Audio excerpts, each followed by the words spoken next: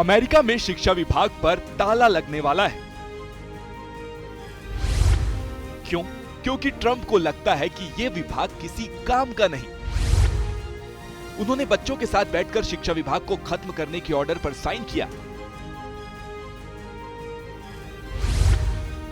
नई नवेली शिक्षा मंत्री लिंडा मैकमाहोन को स्टेज पर बुलाकर साथ खड़ा किया और कहा कि ये आखिरी शिक्षा मंत्री होंगी।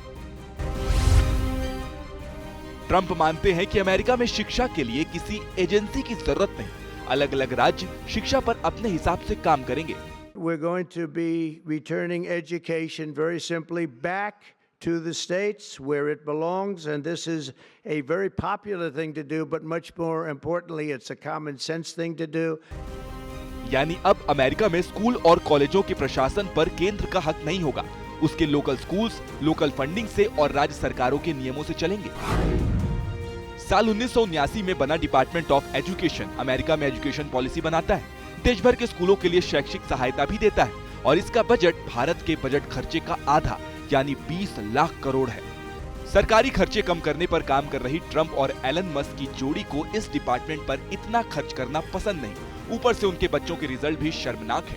20 मार्च को ही आई व्हाइट हाउस की रिपोर्ट कहती है कि 8वीं कक्षा के 70% बच्चे ठीक से पढ़ नहीं पाते और 72% स्टूडेंट्स गणित में अच्छे नहीं हैं। एजुकेशन से जुड़ी नौकरशाही ठीक से काम नहीं कर रही है। अमेरिकी शिक्षा विभाग को 1979 में जिमी कार्टर की डेमोक्रेटिक पार्टी की सरकार ने बनाया था। ट्रंप यहाँ तक आरोप लगाते हैं कि इसमें अब तक डेमोक्रेट समर्थकों का कब्जा है, लेकिन इस डिपार्टमेंट को बंद करने के लिए उन्हें संसद की मंजूरी लेनी पड़ेगी, जो असंभव जैसा काम है। इस पूरे डिपार्टमेंट को अगर बंद करना है तो उसमें अमेरिकी कांग्रेस यानी कि हाउस ऑफ रिप्रेजेंटेटिव और अमेरिकी सेनेट, इन दोनों का अप्रूवल जरूरी है। चैलेंजेस आएंगे विदाउट डाउट कोर्ट्स में, परंतु ट्रंप सरकार फिलहाल के लिए शायद उनको ओवरराइड कर लेगी। और जो सबसे बड़ा चैलेंज आता, अगर वो फिलहाल है नहीं, वो चैलेंज तब आता कि अगर ट्रंप ये कहते कि हम पूरे के पूरे डिपार्टमेंट को बंद कर रहे हैं, तब चुनौती आती constitutional.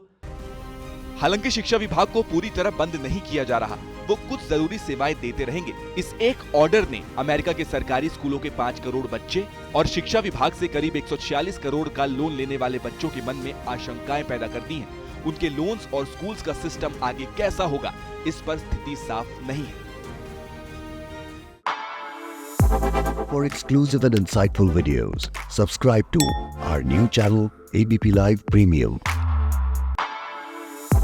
For exclusive and insightful videos, subscribe to our new channel ABP Live Premium.